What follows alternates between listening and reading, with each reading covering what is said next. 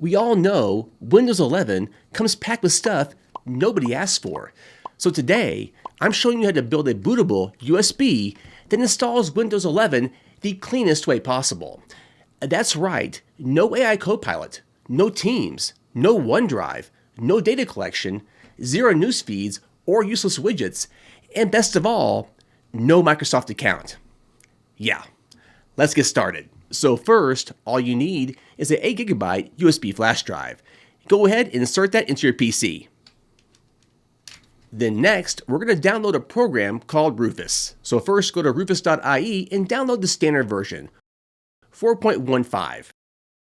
And don't worry, I'll have the Rufus website link listed below in the description.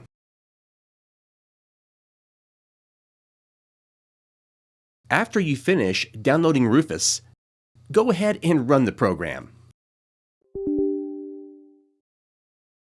Now before we go any further, let's go ahead and download the Windows 11 ISO. So go to Windows 11 homepage. Now scroll down to download Windows 11 ISO image. Go ahead and select Windows 11 Multi-Edition ISO. Next, select your language. I'm going to choose English. Next, click on 64-bit download. This download may take a while depending on your internet connection. After the download finishes, let's go back to Rufus. Now let's take a look at the drive properties. First is device. That's our USB flash drive. Next is boot selection. It says non-bootable, but that's going to change once we select our Windows 11 ISO image. So hit select, then find the Windows 11 ISO image you just downloaded and click open. Next is image option, which is the standard Windows installation. Next is partition, which is GPT. And finally, our target system is UEFI. Alright, now we're going to look at the format options. First we have volume label. Basically, just name it whatever you want. I'll name mine Windows 11 Setup. Next is file system, NTFS. And lastly, we have cluster size at 4096. And now we're ready to click Start. Alright, now for the fun part. Let's get rid of all the Windows 11 garbage that we don't want. And there's a bunch of it. Okay, the first tab is the remove requirements for 4GB of RAM, secure boot, and TPM 2.0. By checking this box, this means the installation tool will modify the Windows installer to skip Microsoft's strict hardware compatibility checks. Basically, this allows you to install Windows 11 on older or unsupported computers that Microsoft would normally block. So make sure this tab is clicked. Alright, the next tab is remove requirement for an online Microsoft account. I love this one. By checking this box, this allows you to set up Windows 11 with a simple offline account. It also eliminates forced cloud syncing. It even speeds up the setup process and bypasses any restrictive hardware checks, like TPM 2.0 or the minimum 4GB of RAM. So make sure to check this box. You can always set up a Microsoft account later if you want to. Alrighty, the next tab is create a local account with a username. So go ahead and type in your name. Alright, the next tab is set regional options to the same values as the user.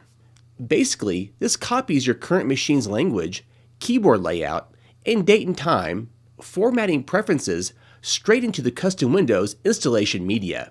This option is very convenient because this autofills these choices during setup, so you don't have to pick them manually. So make sure and check this box. Alright, the next tab is one of my favorites. It's disable data collection and skip privacy questions. This awesome feature stops the operating system from tracking your app usage, typing habits, and diagnostic data right from the start. Basically, what this feature does is answers no to all the privacy and telemetry questions ahead of time and skips those screens entirely. So make sure and check this box. Okay, the next tab is the one I do not recommend. This is silently erase disk and install.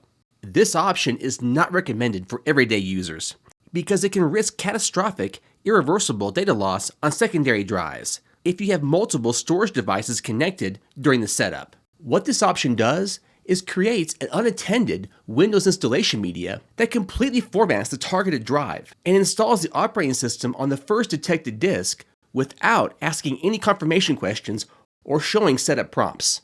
Basically, you're risking losing data on one of your disks. And with this option, you have no choice where the OS installs. It does it on its own. However, if you have only one storage device connected, it should be okay. But if you want my opinion, do not check this box. Just leave it alone. This type of installation is way too risky. Okay, let's go to the next tab. This is Disable BitLocker Automatic Device Encryption. And this is a feature I do recommend. The key benefits to this feature are: 1, it prevents sudden data lockouts.